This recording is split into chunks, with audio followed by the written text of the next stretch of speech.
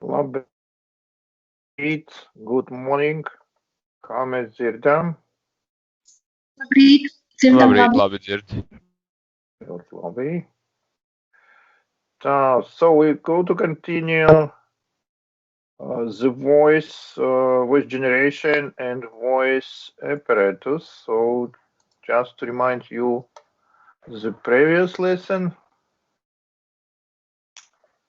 So just a second, I need to switch.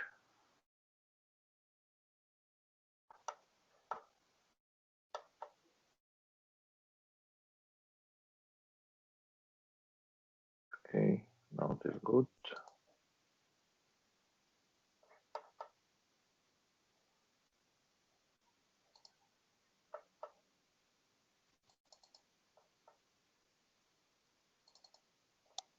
So today we'll have the test 30 minutes at the end of the lesson.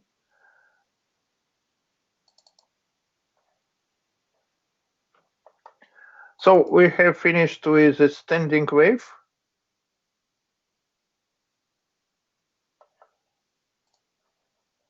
So this is the pictures that we have passed through.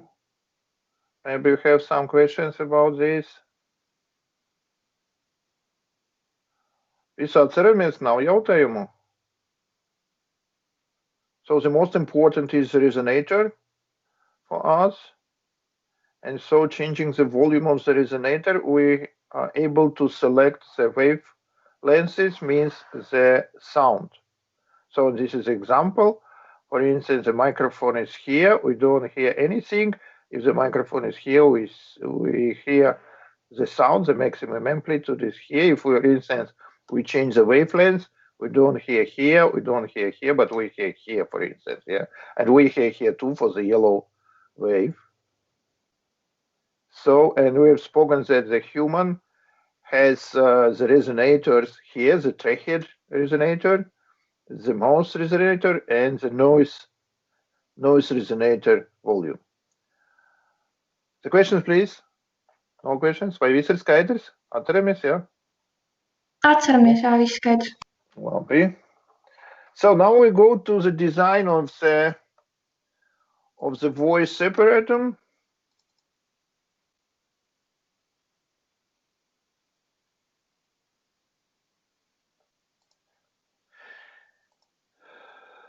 So this is a membrane whistle. It's here. So this is a larynx. So this one is a larynx, and this is a membrane whistle. So now this is a cross section of this volume, and so this is a voice cord. Two voice cords we have, and actually this is one membrane.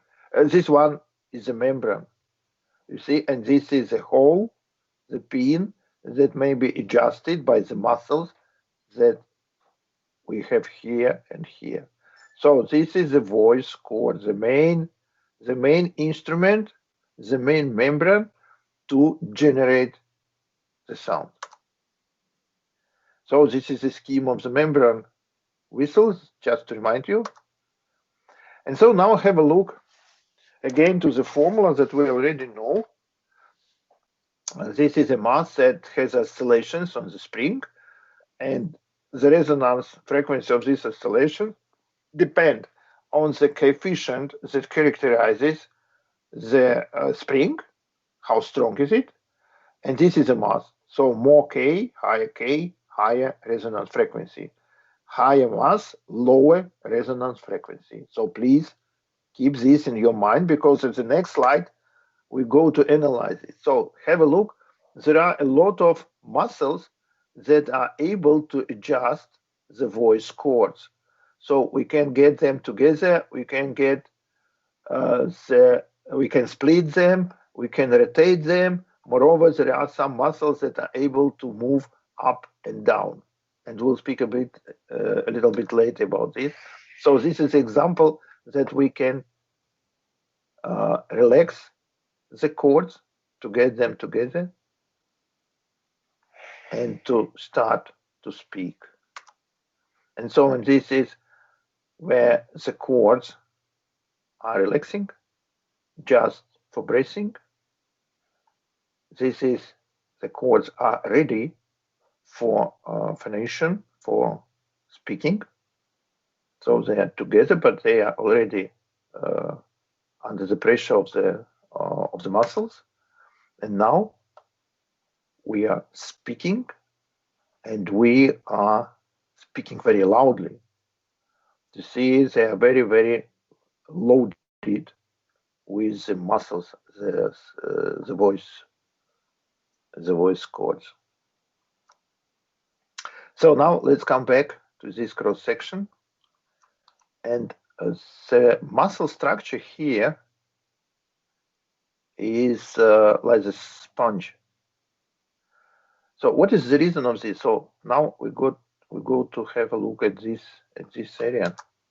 So this is a morphology of the muscles here. So what is the idea of this one? Why do you need them? Have a look. The dimensions of the cord is roughly 2 to 2 millimeters. So, and because of voice, of sound generation, definitely they have vibrations both in the vertical and horizontal directions, and a little bit in perpendicular to the screen. So this means,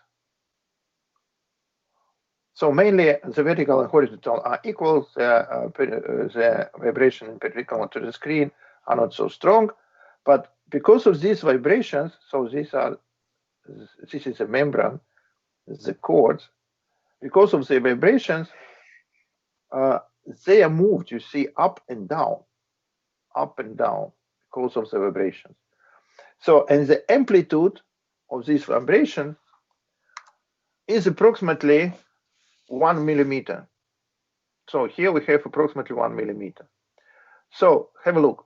They have the dimensions around 2 millimeters, and the oscillations are delivered with the amplitude 1 millimeter. So for instance, you have the height 1.70 meters, and you have the vibrations with the amplitude 0.85. Can you imagine? So strong amplitude, you will be shocked. You'll get very strong mechanical shocks, the entire body. The same this membrane, because of the very high amplitude of vibrations, the very high mechanical load, inertial load following the second Newton law will be delivered.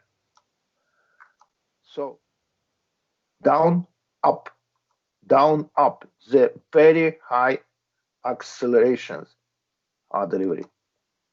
So that is why we need to provide the shock absorber here. Like for the car, that we have for the car, the shock absorber to don't damage, to prevent on damaging these cords, this membrane. Is this clear for you? Vai ir skaidrs? Okay. Yeah. So next, have a look. This is the length of the voice cord for the man and for the woman. For the woman, the length is shorter. If the length is shorter, means the mass is less. If the mass is less, the resonance frequency is higher. That is why the resonance frequency for the man voice cord is roughly from 85 to 200, and for the woman, for the female, from 160 to 340. So this is the reason that the man, is speaking in bass, and the ladies are speaking in soprano. Is this clear?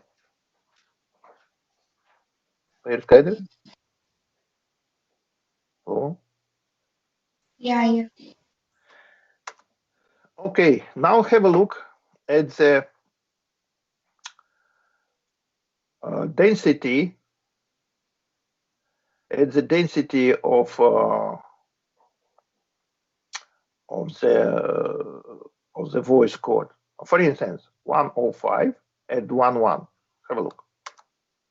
And this is the resonance frequency for 1.05, the resonance frequency 158, and here we have 155. You see, everywhere. If we're increasing the density, means we increase the mass of the chord, and as a result, the frequency falls down everywhere. At different densities and different LSTB modulus, doesn't matter. If you increase this one, the frequency, the resonance frequency falls down. Is this clear, the questions, please?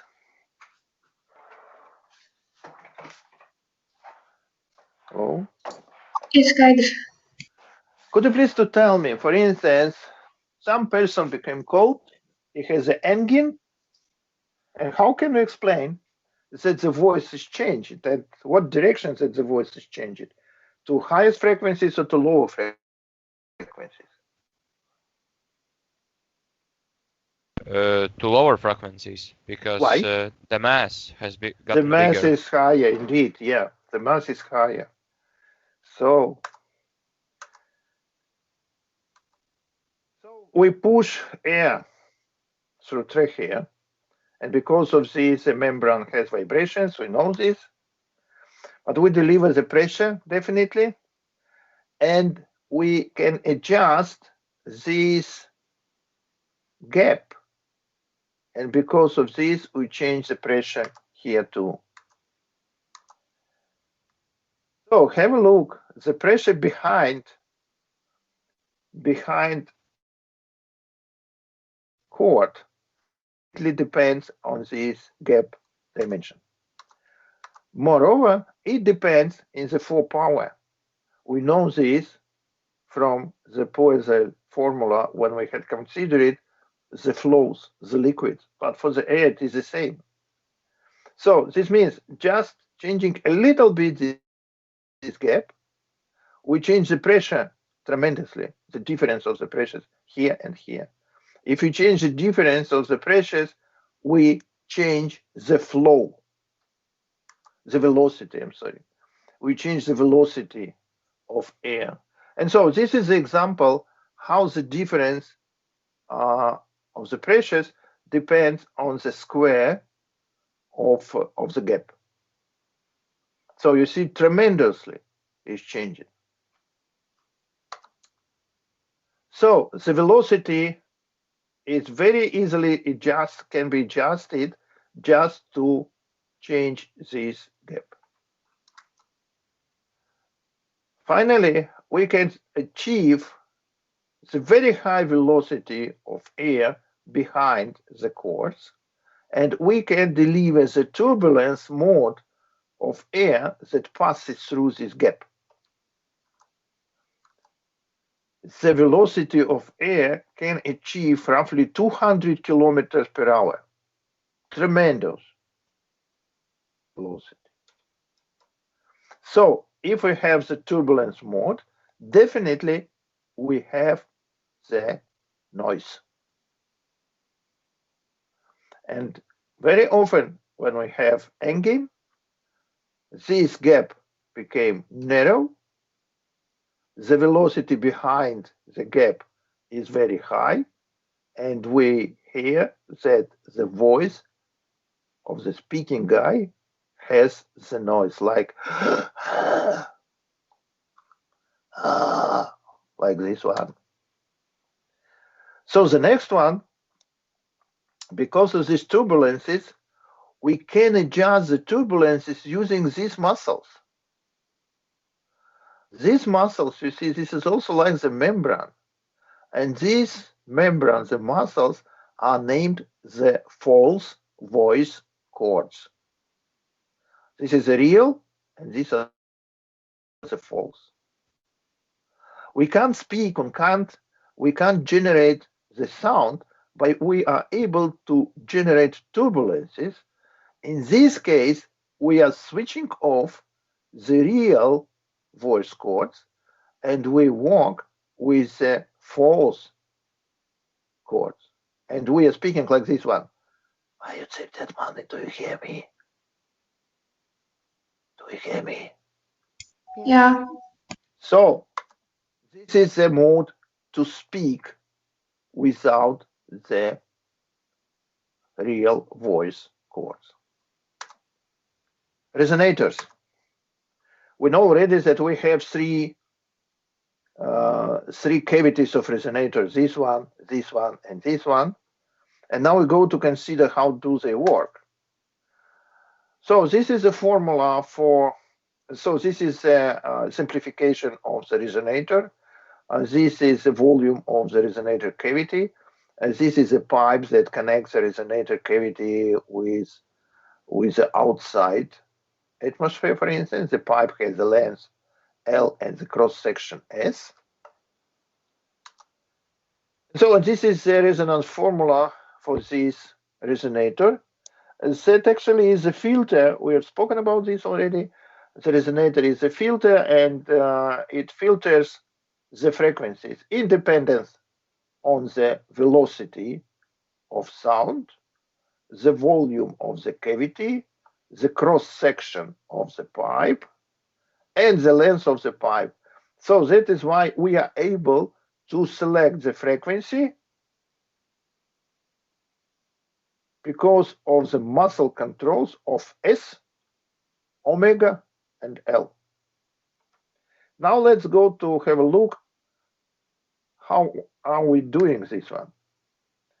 So this is the cavity of the mouth. We have the tongue. We have the jaw here. We can open the mouth. We can locate the tongue here at different positions. It's very, very complicated muscle system. You see, the tongue has the external muscles that are able to locate the tongue at any position. Next, the tongue has the internal muscles that can provide some bends of the tongue to extend it, to press it, and the sensitivity of the tongue to identify the position is approximately 1 micrometer. And so the receptors that are located here can say to us what is the location of the tongue with accuracy 1 micrometer. So this is a very high accuracy, really. So have a look here. This is a cavity of the noise. So, and there is some small, I can say, tongue again. So the muscles for the lips, so you can extend them, and by this way you can change the cross section of the pipe of the resonator and the length of this pipe. So the muscles for the jaw to get it also is very good. See, to get it down or up. So, and now we go to the muscles that are able to move the larynx. So the larynx is here, and so there are the muscles here that are able to move this larynx up and down for roughly 2.5 centimeters. And because we are moving it up and down, we change this omega, the volume of the trachea cavity, and because of this, we change the frequency. So for the songers, it's a very good instrument. They generate the frequency by the chords. At the same time, they change the position of the larynx, and that is why there are some very nice specific vibrations of the songer voice.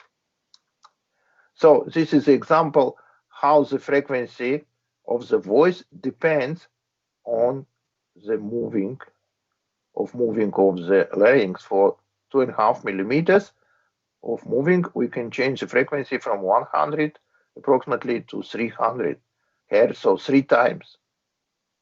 The question, please.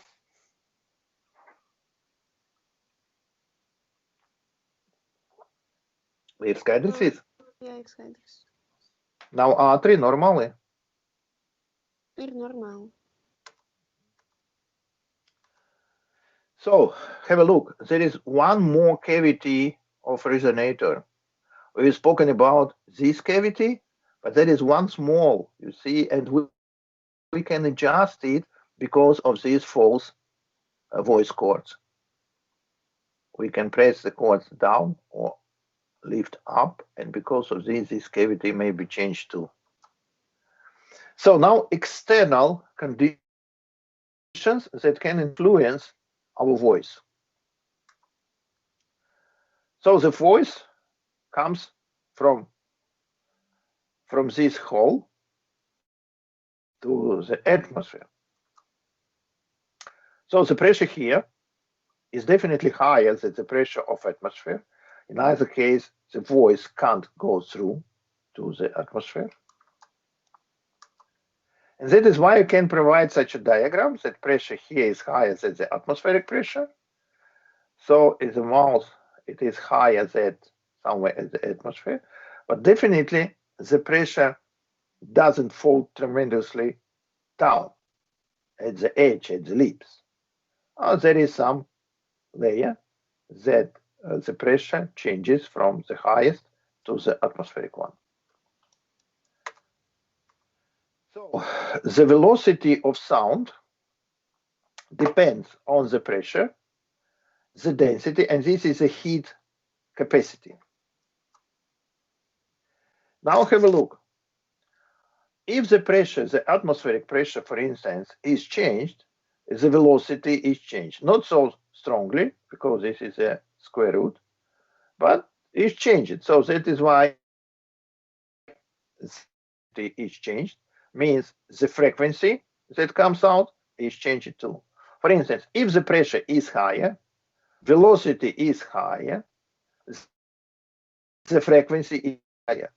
So at the higher frequency, the voice is shifted to soprano. The other situation, if the air density is low, for instance here, vice versa, lower density, higher V, higher resonance frequency of the cavity. For instance, in mounts, we can achieve the shift from bass to soprano.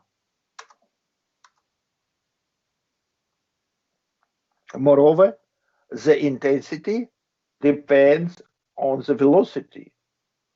If the velocity is higher, the intensity is higher too.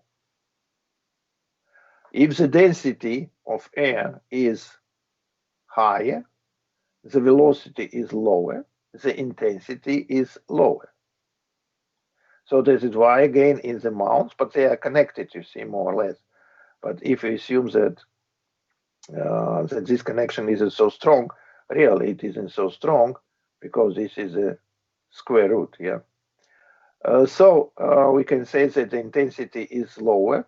If the density is lower, so means our hearing capacity falls down.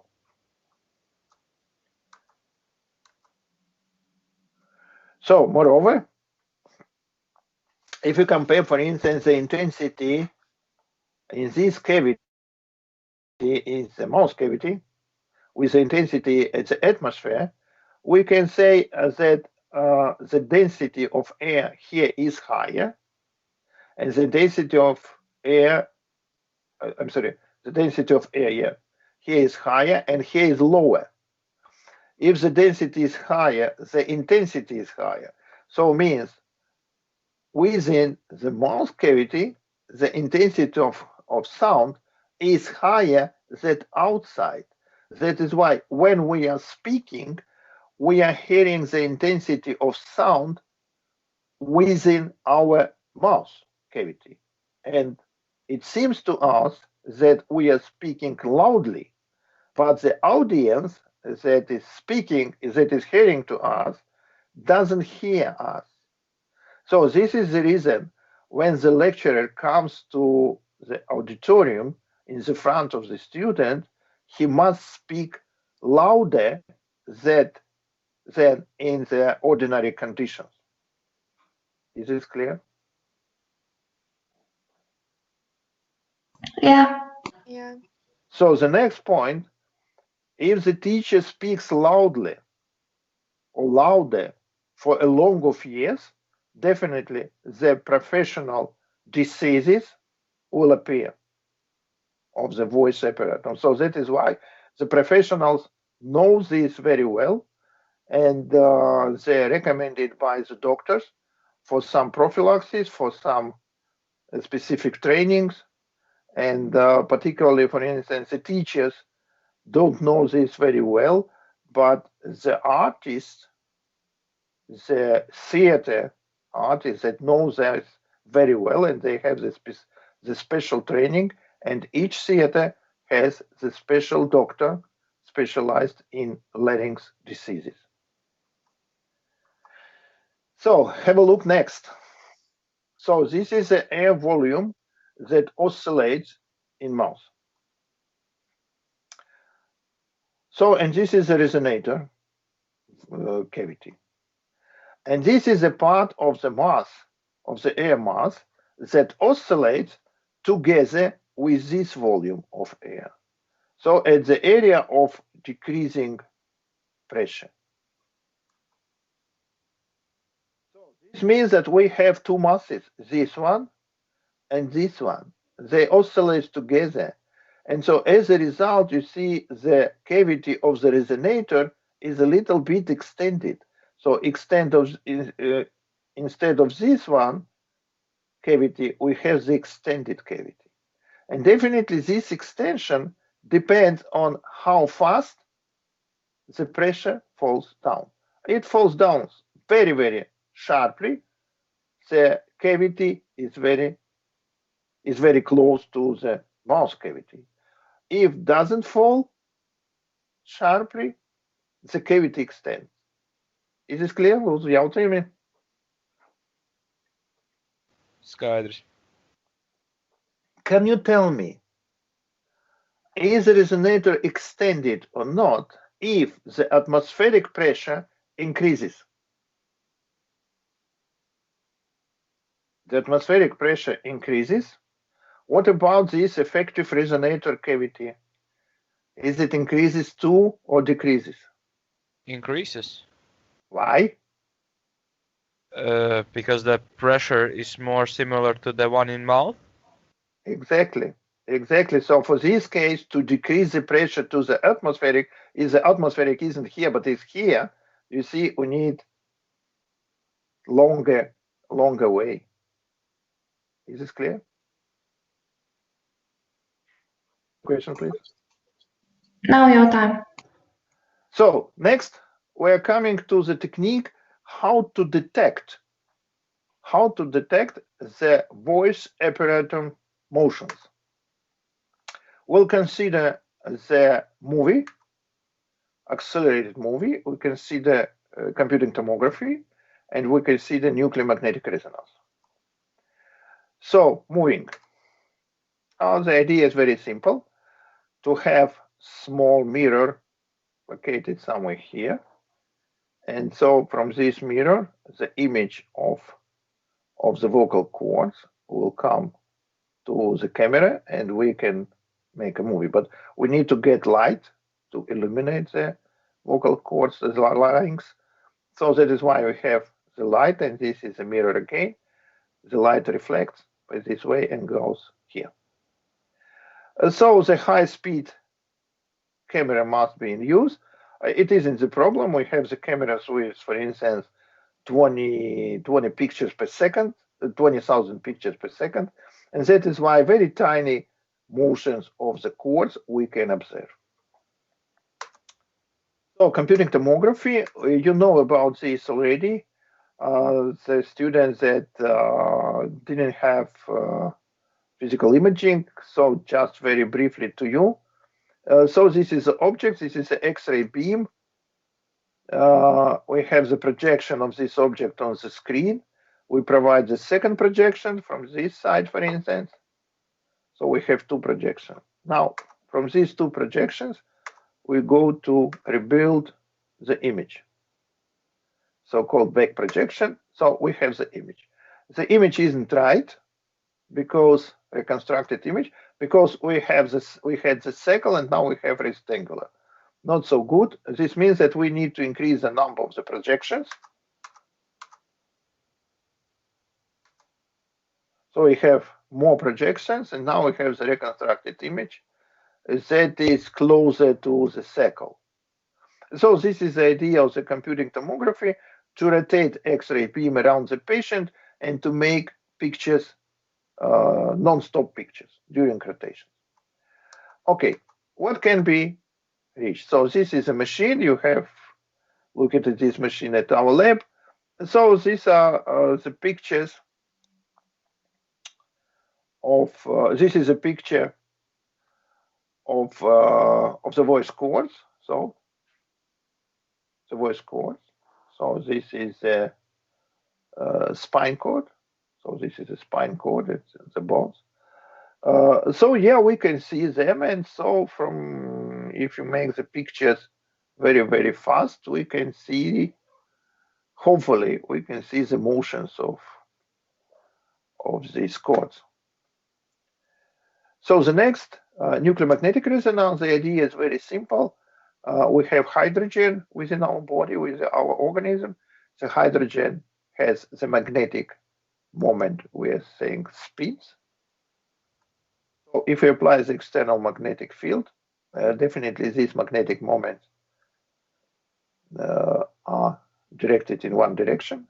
And now we can apply the electromagnetic high frequency radio frequency field to change the position of them, like this one, for instance. For this, we need some energy to spend from this electromagnetic field. And if we know the frequency at which this energy changes the direction of the spins, we can say how many spins we changes the direction. If we are able to localize these measurements, we can say what is the distribution of the hydrogen nucleus, hydrogen atoms within the human body. But hydrogen atoms belongs to the soft tissue, the organic one. So that is why we can see at the screen the distribution of soft tissue within the human body. Is the idea clear? Вие скажете идея. Це се тем, кам не било. Алло? Алло, you said it, money. Yeah. Okay. So now, so this is a machine. So this is a patient within the machine, and this is a picture very well. We see the tongue, and we see two cavities, the noise cavity and the mouth cavity. And now have a look at the dynamic magnetic resonance. This was resonance. easy for us. Jane may earn more money by working hard. She is thinner than I am. Bright sunshine shimmers on the ocean. Nothing is as offensive as innocence. So I would like to pay your attention to this element. Let's have a look again. This was easy for us. This is a small tongue. It's between two cavities, and we can connect these cavities with this small tongue or disconnect. And that is why we change the voice. So to my mind, this is a perfect example how the magnetic resonance imaging may be applied to analyze the speech articulation mechanism. So about this small tongue, let's come back.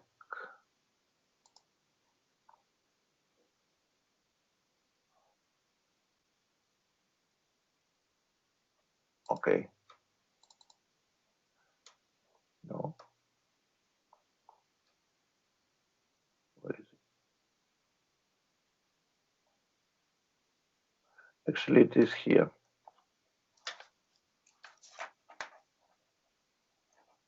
It's here. We can up it here or down here.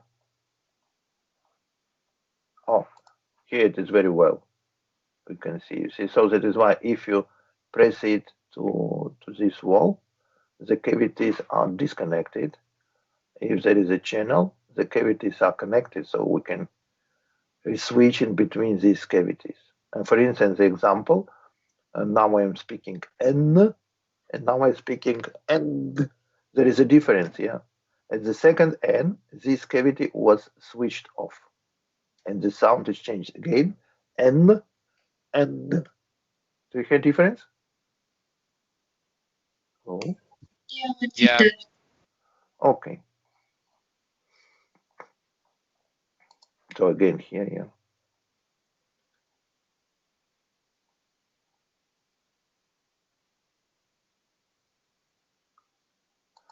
Okay. Now, how to control the voice apparatus?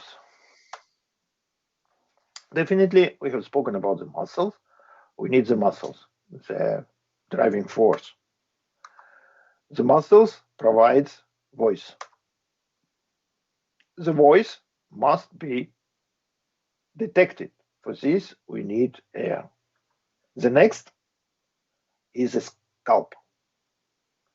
The voice goes through the scalp bone to the I'm sorry.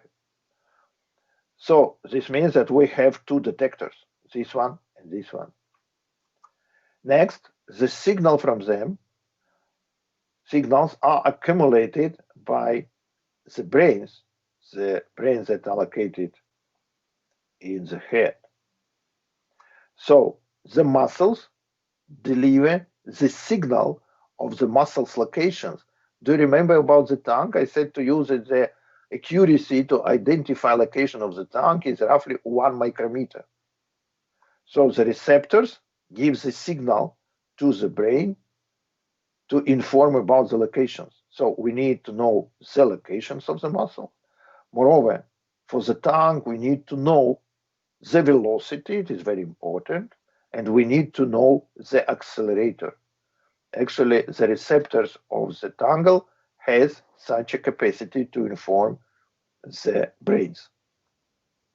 The brains getting this information, like the computer, they process this information and give the signal to the spinal cord to excite the marrow of the spinal cord.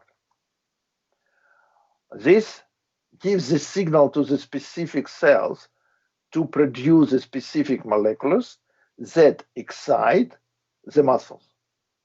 So it's very simple design, very simple diagram, but have a look how many connections we have. 1, 2, 3, 4, 5, 6, 7, 8, 9 at least, plus the organs 1, 2, 3, 4, 5, 6, 7. So altogether 16. But in reality, it is much more complicated. That is why when we have the patient that has some problems with speech, we need to identify at least 16 analyses. But in reality, if we go to the molecular scale, the amount of the identifiers is dramatically higher. Definitely the doctors don't do this because of different reasons, perhaps time, perhaps experience. So if the doctor has a huge experience, he can say, okay, I had such a clinical case, and in this case, I can assist or help to the patient by some specific procedure or treatment. If the doctor doesn't have the experience, he is going to the more experienced doctors. They provide consilium to think what to do. But you see, the situation is very complicated. So now, how to control motion of the muscles? For today, we know only 3 schemes to control. For instance, the muscles and the brains. The muscles, by the previous scheme, delivers a signal to the brain, and the brain back to the muscles. How to control? The first scheme is the scheme to be late. Means we need to, before, the advanced, okay, this is the advanced scheme. First, we need to provide the air flow, and just after that, to generate to generate the voice. So first, the brain must send the signal to the lungs, and just after that, the voice is produced. If we try to speak without lungs, no sound. The second, adaptation. If you need to speak loudly, we increase the flow from the lung. Means if I think to speak loudly to you, my brain gives the signal to the lung for deep breathing and for high flow, air flow. And the second one is a compensation.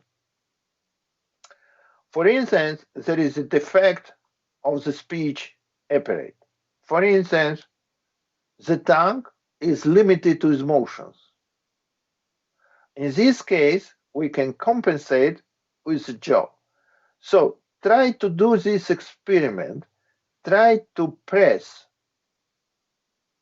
the tongue, for instance, to jaw, to the upper or to the lower, and to speak. And you feel that because of this limitation of the tongue motions, the jaw is moved more intensively or higher amplitude. Try. Vai ir skaidrs vingrinājums? Yeah. Okay, try. Please try to speak. Oh, for instance, A, B, C. And now press the tongue, fix it, and try to speak A, B, C. And you feel that the jaw is moved more intentionally. Try. I don't hear. Hello? I don't hear. Es pamēģināju, bet vajag ar mikrofonu. Pamēģiniet arī, pieņemsim, piespiest pirkstī pie apakšējā žokļa, ja? Un pataustīt, kā žoklis kustas, kad jūs runājat piespiežot meli uz augšu, pieņemsim, ja? Un atbrīvojat. Un jūs jūtīsiet, ka žokļi, ja? Yes. Ir? Yeah, you can definitely feel the difference. Yeah. Okay. So artificial voice cords. So there are some patients that need them, for instance, because of some surgery, or maybe because of some trauma. I'll show you just two examples. They're very, very simple, but just to identify you that it's possible. So the brains, they generate the bioelectrical signals. And here we use the processes instead of larynx, instead actually of the voice cord. And we connect the brains with electrical wires to these processes. What is this one? So this is a trachea, this is a membrane, for instance, some polymeric membrane. And you know that we need to change the stiffness of the membrane. For instance, to change the dimension, to change to change the load to the membrane. So how can be done this? This is a piezo element or ferroelectric element. You know from general physics that this material changes the dimension, its dimension, because of the external electrical voltage. We apply the voltage to this material, and material changes the dimension. So the voltage comes from the brain through these wires. Now we are pressing the air. There is a deformation of the membrane, and now the electrical signal comes from the brain to this element, and this element change the dimensions. Because of this, the stiffness, the elasticity of this membrane is changed, like at the real voice code. Is the idea clear? Yeah. So the other simple example, we can locate the processes here in the front, and this is a simple membrane, and the guy is pushing the air through this membrane, and the membrane generates the sound, like the whistle. But definitely this guy can't speak with this one, can generate some sound to pay the attention. So, and now you see the example.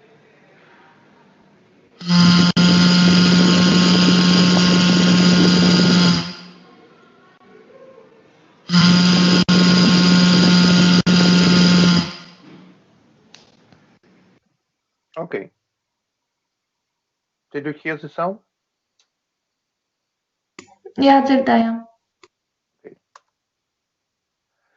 So the questions, please. Please, the questions.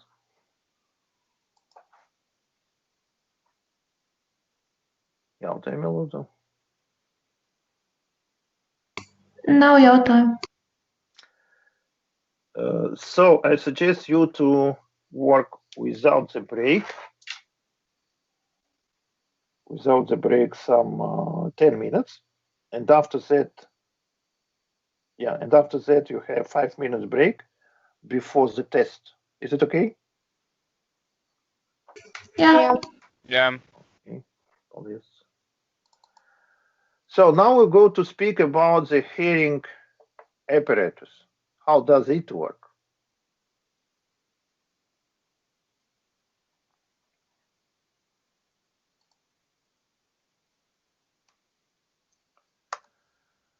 So we need to understand how does this instrument work? What is inside? What is the reason of its elements? If you go to the cross section, we see the external air, the channel, the middle air mechanism, and the internal air. So we have 3 parts. Outer air with the channel, the middle one, and the inner air. So we need to understand why do you need them, starting from this one, with the channel, with this mechanism, and with this design. We finish with this one. So first, let's come back to the resonators. We have spoken the previous lesson about the resonators. Today, I have reminded you, the resonators means the cavity that is able to select the specific frequency of sound. Have a look. The channel is a resonator. The longest wavelength that may be selected by this resonator is the wavelength that the fourth part of the length of the wavelength is equal to the length of this channel. This is from the resonator topic. So this is the same as for this picture. This is the length of the resonator cavity, and this is the length of the resonator cavity of the channel. So let us do, this is the fourth part of the wavelength, and the length in reality of this channel of the human is 2.5 centimeters. This means that the full length is 10 centimeters. This means that the longest wave that can be selected by this resonator is approximately 10 centimeters. Is it clear? Hello? Yeah. This means that the frequency that corresponds to this wavelength is 3,300 Hertz. because we know the velocity of sound in air, in atmosphere, we know the wavelength, and we have calculated this frequency. Please remember this number. So this means that this is the frequency that may be detected, selected by this resonator by the best way. This means that the intensity of sound that has such a frequency may be detected by this channel by the best way. Is this clear? Wait, tas ir skaidrs? Yeah. So this is a phonendoscope. How do you think what is the length of this resonator, this resonator? How do you think what is the length of them?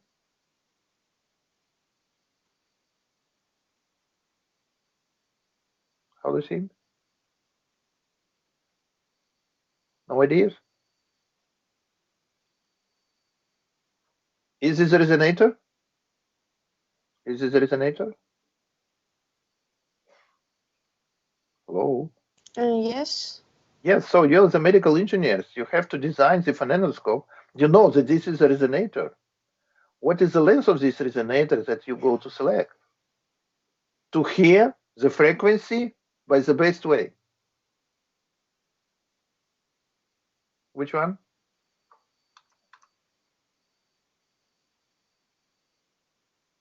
How do you think?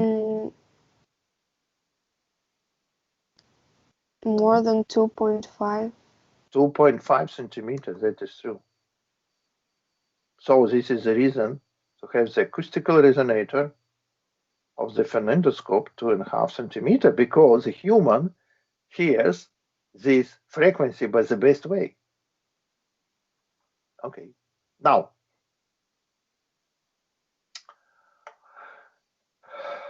this is a student and this is a teacher. The student is swimming in the pool. This is water. And the student is below the water surface. And the teacher is speaking to the student, for instance, the trainee. The student doesn't hear. I hear it a little bit, but not the entire sound, because this sound reflects, and only 10% of the intensity reaches the ear of the student. Means 90% of the intensity are reflected. Have a look. What about us? This is air, and this is liquid. Here we have liquid.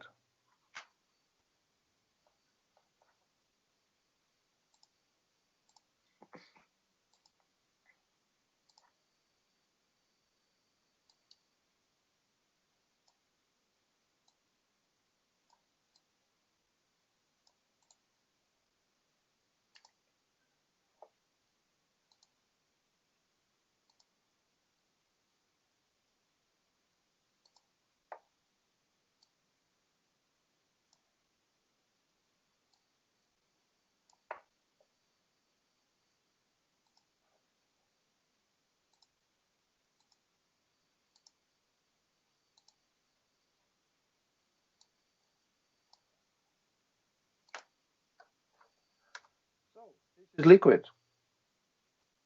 This means that the sound comes from air to the liquid, from air to liquid.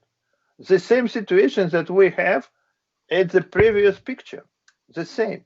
90% of sound is reflected. So 90% are reflected. What do you need to do? What is your idea? What to do? Oh. So you are designers of the air. What can be done?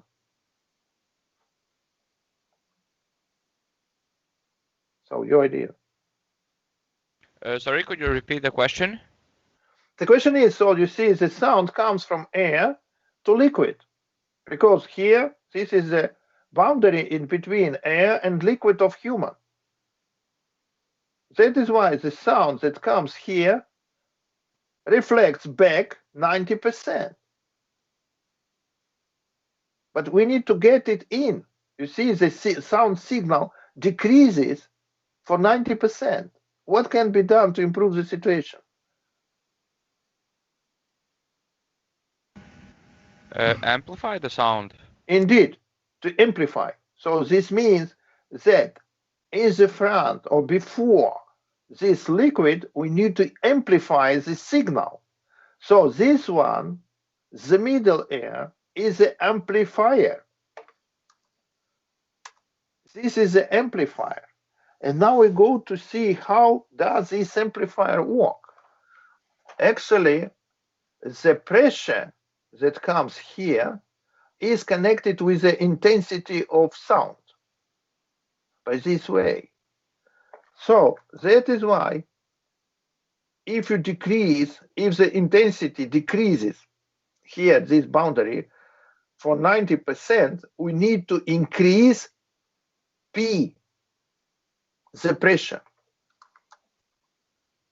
If you need to increase the intensity 10 times, so means 90%, roughly 100% means 10 times, we need to increase.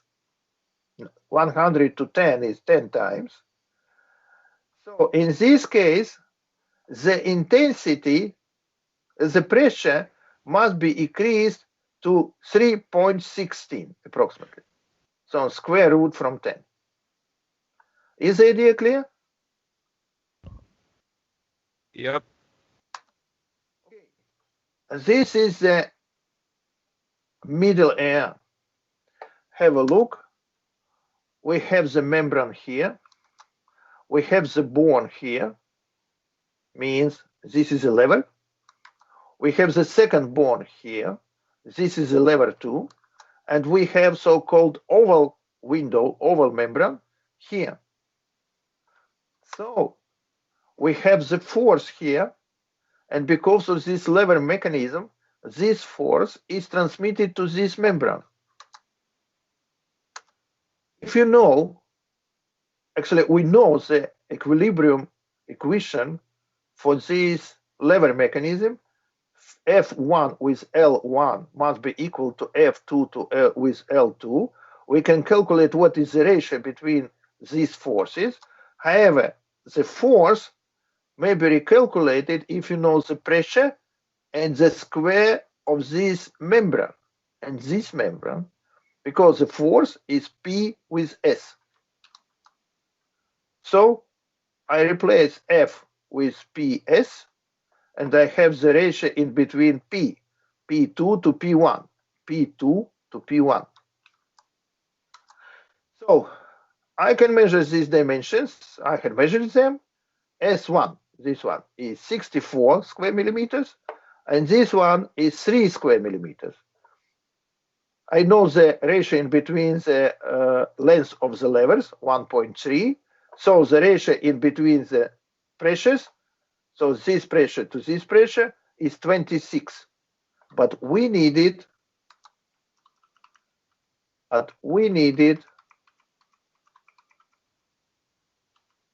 just 3.16. But we have 26. This is much more than enough. Is this clear? Yep. So this means that really we have the perfect amplifier. This is a mechanical amplifier. Please, the questions.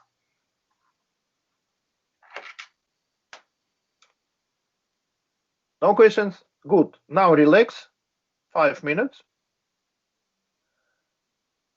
And the text will be open, and you let me know if you have some problems. I'll stay online. Some 10 minutes, I'll stay online. Man ir jautājums, vai jūs ieliksiet šo lekcijas materiālu Ortusā? Viņi ir? Nav?